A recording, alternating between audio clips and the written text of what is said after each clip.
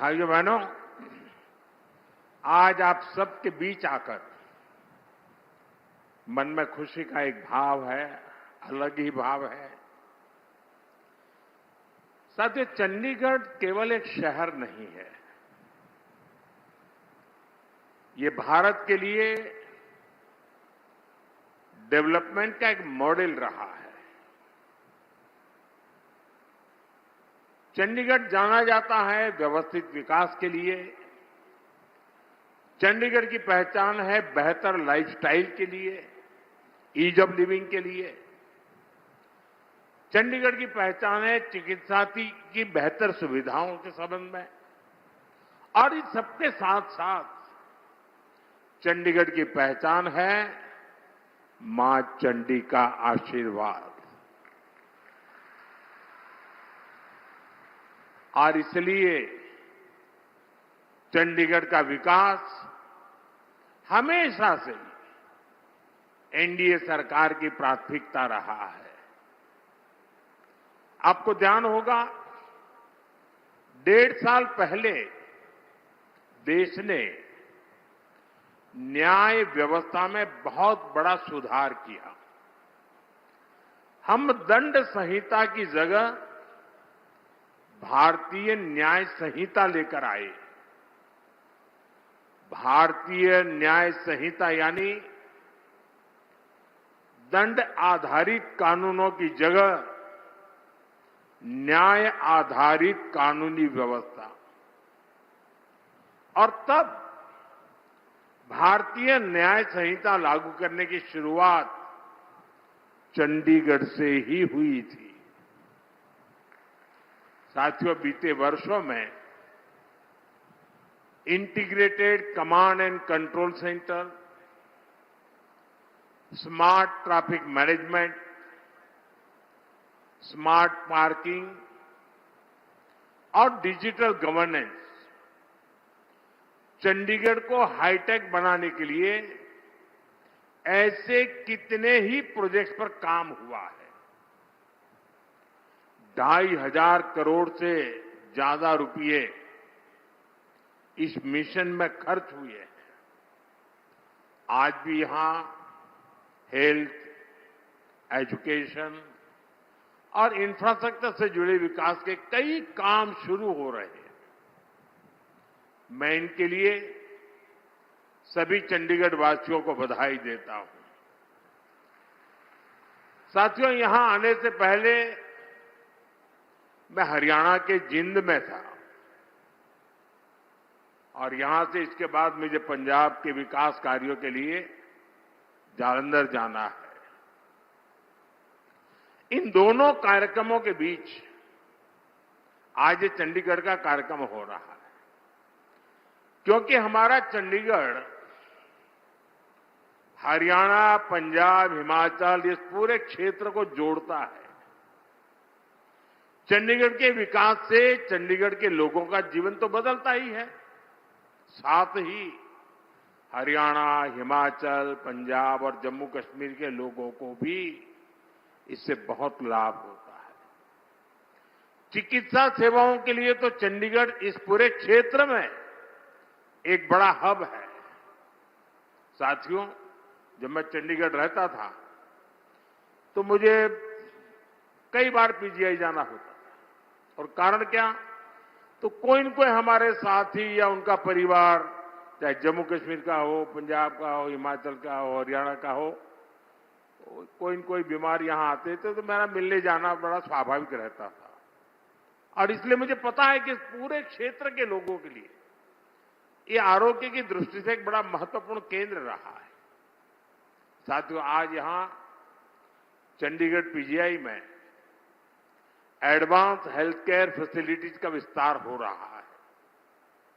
यहां advance neuro science centre, advance mother and child centre और critical care hospital block, ये project लाखों लोगों को इलाज की और बेहतर सुविधा देंगे। मुझे याद है 2015 में मैं चंडीगढ़ पीजीआई के दीक्षांत समारोह में आया था और मुझे खुशी है कि आज मुझे वर्चुअली भी वहां के सब पुराने साथियों से मिलने का अवसर मिल रहा है। तब से अब तक इस दशक में पीजीआई की क्षमताओं में बड़ा विस्तार हुआ है। मैं पीजीआई चंडीगढ़ के मैनेजमेंट की, यहां के प्रोफेसर्स और युवा डॉक्टर्स की सराहना करता हूं, उन्हें अपनी शुभकामनाएं देता हूं। साथियों, जब हम स्वास्थ्य की बात करते हैं तो हम सब जानते हैं कि इसमें स्वच्छता की कितनी बड़ी भूमिका है। और इसलिए जब हमारी सरकार बनी थी तब हमने देश के लिए स्वच्छ भारत मिशन लॉन्च किया था। देश में करोड़ों शौचालय बनाए गए, भारत को खुले में शौच से मुक्त कराया गया, सार्वजनिक स्थानों की स्वच्छता के लिए अभियान चलाए गए, सफाई हमारी जीवन शैली का हिस्सा बने, इसके लिए अलग अलग इनिशिएटिव शुरू किए गए। हमारे शहरों की स्वच्छ भारत रैंकिंग इसी प्रयास का हिस्सा है और चंडीगढ़ इसमें बेहतर प्रदर्शन का प्रयास भी करता रहता है। साथियों, मैं आज चंडीगढ़ के रिटायर्ड आईपीएस अधिकारी इंद्रजीत सिंह सिद्धू जी की भी सराहना करना चाहूंगा। उनकी पहचान ब्रूम वॉरियर की बनी हुई है। उन्होंने चंडीगढ़ में स्वच्छता को लेकर एक नई अलग जगाई है, लोगों को प्रेरित किया है। इसके लिए हमारी सरकार ने उन्हें इस साल पद्म सम्मान से भी सम्मानित किया है। साथियों, स्वच्छता कोई एक दिन का काम नहीं है। स्वच्छता तो जीवन जीने का तरीका है और मुझे खुशी है कि स्वच्छता को आज के इस कार्यक्रम से भी जोड़ा गया। आज यहां स्वच्छता से स्वागत इस पहल के तहत विशेष सफाई अभियान चलाया गया और मैं देख रहा था सोशल मीडिया में सारे लीडर लोग भी और जनता जनार्दन भी सफाई के काम में लगी थी। देश के अंदर एक खुशी का माहौल था इस सारी चीजों को देख करके। चंडीगढ़ के सभी भाई बहनों को मैं इस पहल के लिए व्यक्तिगत रूप से बड़े गर्व के साथ आप सबको बधाई देता हूं। साथियों, स्वच्छता के ऐसे अभियान देश में अनेक रोगों की रोकथाम में बहुत मददगार साबित हुए हैं। साथियों, एक समय था भारत के हेल्थ सेक्टर पर पूरी दुनिया चिंता जताती थी। किसी बड़ी आपदा का अंदेशा होता था तो लोग सवाल उठाने लगते थे कि भारत में क्या होगा। कोरोना के समय में हमने देखा है कि कैसे भारत ही विश्व की चिंताओं का केंद्र था, लेकिन हमारी सरकार ने भारत का सामर्थ्य भी बदला और विश्व का नजरिया भी बदला। जब कोरोना महामारी आई तो भारत मदद मांगने वाला देश नहीं था, बल्कि भारत दुनिया को मदद भेज रहा था।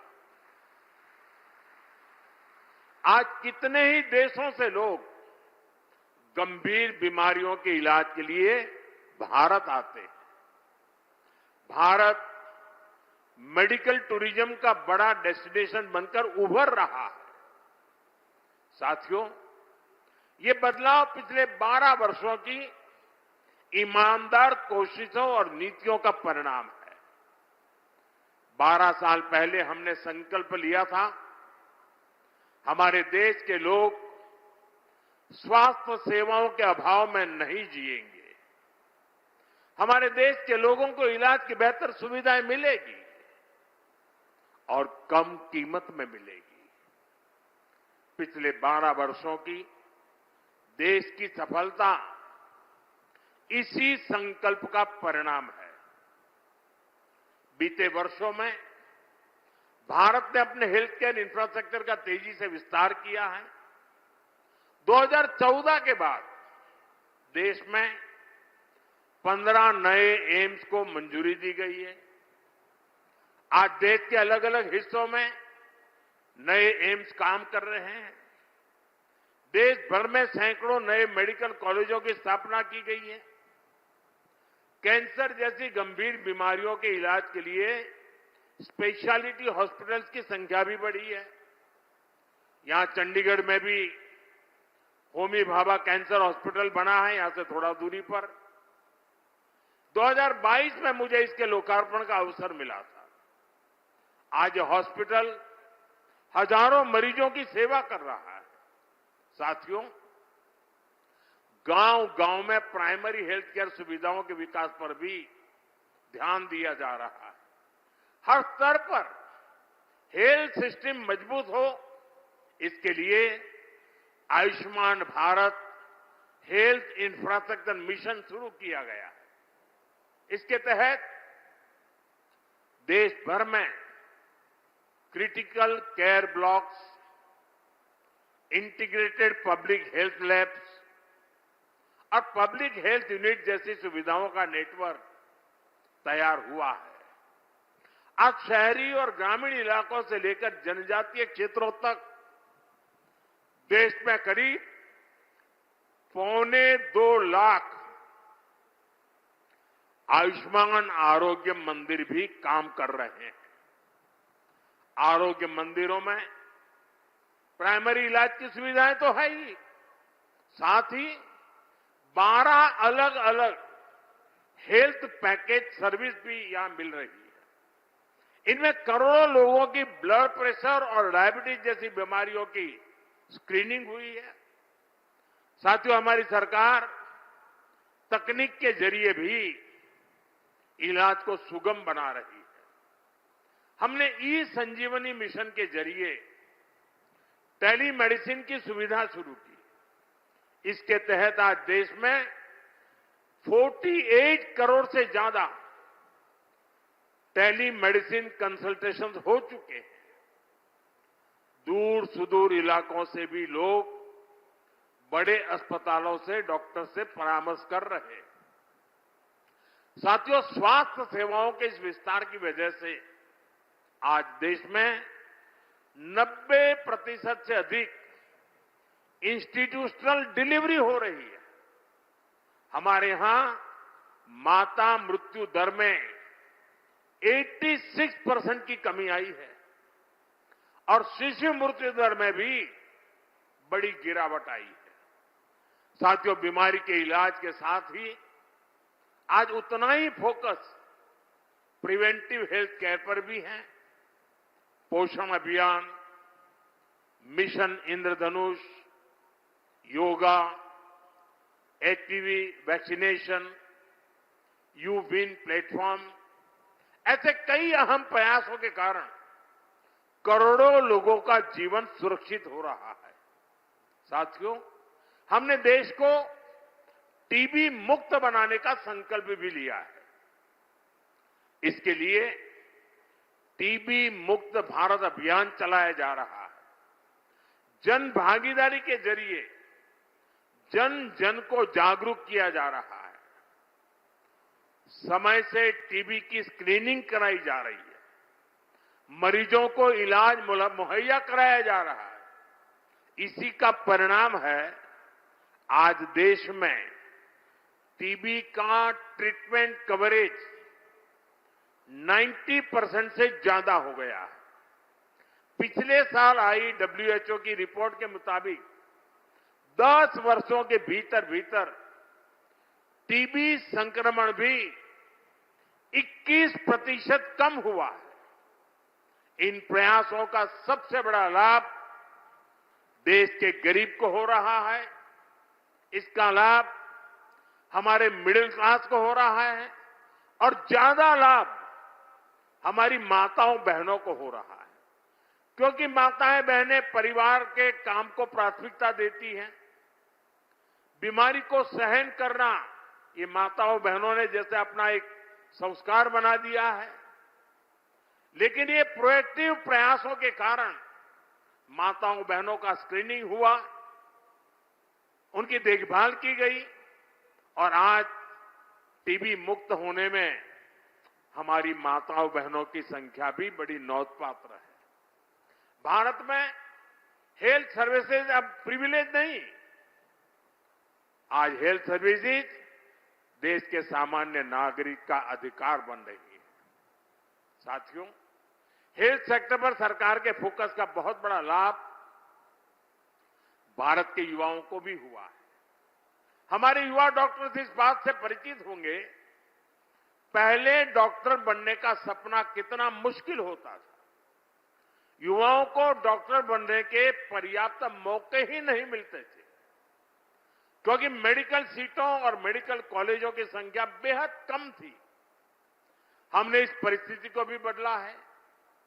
आज देश में मेडिकल कॉलेजों की संख्या लगभग दोगुनी हुई है। एमबीबीएस और पोस्ट ग्रेजुएट सीटों में रिकॉर्ड बढ़ोतरी हुई है और अब तो चंडीगढ़ पीजीआई में भी एमबीबीएस कॉलेज को मंजूरी दे दी गई है। जल्द ही यहां भी एडमिशन शुरू हो जाएंगे। इससे देश के कितने प्रतिभाशाली युवाओं को ऐसे टॉप इंस्टीट्यूट में पढ़ने का मौका मिलेगा। देश को बड़ी संख्या में बेस्ट डॉक्टर्स मिलेंगे। साथियों, चंडीगढ़ एक ऐसा शहर है जहां एजुकेशन, इंजीनियरिंग, मेडिकल साइंस और रिसर्च से जुड़े बड़े संस्थान एक साथ मौजूद है। बहुत कम शहरों के पास ऐसा सामर्थ्य होता है। आने वाले समय में यही संस्थान नई टेक्नोलॉजी, हेल्थ केयर, स्टार्टअप्स और इनोवेशन के बड़े केंद्र बन सकते हैं। आज एजुकेशन से जुड़ी कई महत्वपूर्ण परियोजनाएं भी इस यात्रा को नई गति दे रही है। पंजाब इंजीनियरिंग कॉलेज में Kurukshetra boys hostel and mess का उद्घाटन हुआ है। सेक्टर 46 के गवर्नमेंट कॉलेज के लिए नया हॉस्टल भी तैयार हुआ है। रिसर्च स्कॉलर्स हॉस्टल की नींव भी रखी गई है। हमारा प्रयास है कि हमारे युवाओं को रिसर्च के लिए बेहतर लैब्स, बेहतर फैकल्टी मिले। जब रिसर्च का माहौल मजबूत होगा तब इनोवेशन भी तेज होगा। Artificial intelligence, semiconductor, advance manufacturing और डीप टेक, ऐसी सभी टेक्नोलॉजी में हमें भारत को आगे लेकर जाना है। मुझे पूरा विश्वास है कि चंडीगढ़ के एजुकेशन इंस्टीट्यूट्स, यहां के शिक्षक और यहां के युवा इस दिशा में महत्वपूर्ण भूमिका निभाएंगे। साथियों, इंफ्रास्ट्रक्चर का विकास किसी भी देश की आर्थिक प्रगति का रोडमैप होता है। इसलिए पहली बार देश में इंफ्रास्ट्रक्चर को होलिस्टिक अप्रोच के साथ विकसित किया जा रहा है। आज चंडीगढ़ में कनेक्टिविटी को लेकर भी कई शुभारंभ हुए हैं। आईटी सिटी से कुराली तक 6 लेन वाले ग्रीनफील्ड हाईवे का उद्घाटन हुआ है। इससे एयरपोर्ट रोड पर दबाव कम होगा। मोहाली और खरड़ के लोगों को जाम से राहत मिलेगी। अंबाला चंडीगढ़ ग्रीनफील्ड हाईवे से PR7 स्पेस पर इसकी आधारशिला भी रखी गई है। ऐसे सभी विकास कार्यों से उद्योग और कारोबार को गति मिलेगी। हमारे चंडीगढ़ में ईज ऑफ लिविंग और बेहतर होगी। साथियों, रीजनल कनेक्टिविटी पर फोकस बढ़ाते हुए आज जालंधर में रेलवे से जुड़े प्रोजेक्ट का भी लोकार्पण होने वाला है। इसका लाभ पंजाब के साथ साथ इस पूरे क्षेत्र को होगा। साथ ही आज ही हरियाणा के जिंद से सोनीपत के लिए देश की पहली देश की पहली हाइड्रोजन ट्रेन भी शुरू हुई है। क्लीन फ्यूल पर चलने वाली ये ट्रेन एक बहुत बड़ी शुरुआत है। मैं इसके लिए भी आप सभी को और देशवासियों को बधाई देता हूं। साथियों, विकसित भारत की यात्रा में हमें फ्यूचर की टेक्नोलॉजी पर, फ्यूचर के ट्रांसपोर्टेशन पर और फ्यूचर की हेल्थ सर्विसेज के पर इसी आधुनिक सोच के साथ आगे बढ़ना है। हमें ऐसे फैसले लेने हैं जिनका लाभ वर्तमान पीढ़ी को तो मिले ही मिले, आने वाली पीढ़ियों को भी मिलता रहे। हमें ऐसे संस्थान बनाने हैं जो समय के साथ और मजबूत हो जाए। बीजेपी एनडीए सरकार इसी दिशा में तेजी से आगे बढ़ रही है। मैं चंडीगढ़, पंजाब, हरियाणा, हिमाचल और इस पूरे क्षेत्र के लोगों को इन नई परियोजनाओं के लिए फिर से बहुत बहुत बधाई देता हूं। आप सबका बहुत बहुत धन्यवाद। मेरे साथ बोलिए, भारत माता की, भारत माता की, भारत माता की। बहुत बहुत धन्यवाद।